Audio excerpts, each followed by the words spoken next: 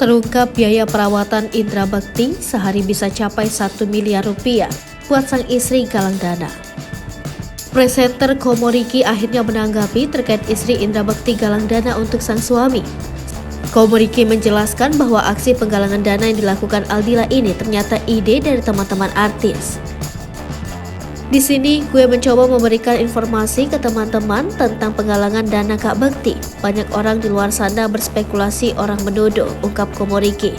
Jadi penggalangan dana itu di hari pertama diusulkan oleh teman-teman artis. Teman-teman artis mau untuk penggalangan dana untuk Kak Bekti, jelasnya. Tak hanya itu saja, Komoriki membeberkan biaya rumah sakit Indra Bekti ternyata sehari mencapai 1 miliar rupiah. Lebih lanjut, Ricky mengatakan bahwa penggalangan dana itu dilakukan untuk memberitahu rekan-rekan artis yang ingin berbagi rezekinya untuk membantu sang sahabat.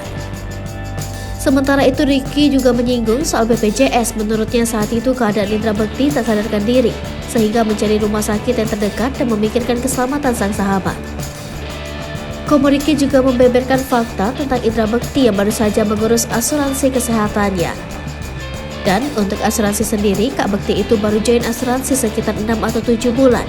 Dan penyakitnya ini sakit yang kritis.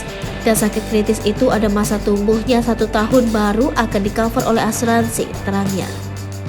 Kalau untuk pindah rumah sakit, yang sakit itu kepalanya. Jadi gak sama kayak lu sakit batuk atau flu. Gak segampang itu, jelasnya.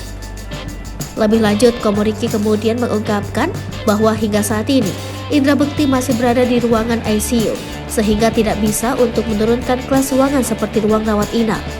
Sementara, mengenai opini publik yang meminta Indra Bekti untuk pindah rumah sakit, Komoriki menuturkan bahwa penyakit yang diderita Indra Bekti itu bukanlah penyakit yang bisa dengan gampangnya melakukan hal tersebut. Kendati begitu, Komoriki mengatakan bahwa segala sesuatunya telah dipikirkan oleh pihak keluarga Indra Bekti, termasuk juga dengan segala aset yang dimiliki, sehingga penggalangan dana itu dilakukan lantaran berawal dari ide para teman-teman artis Indra Bekti.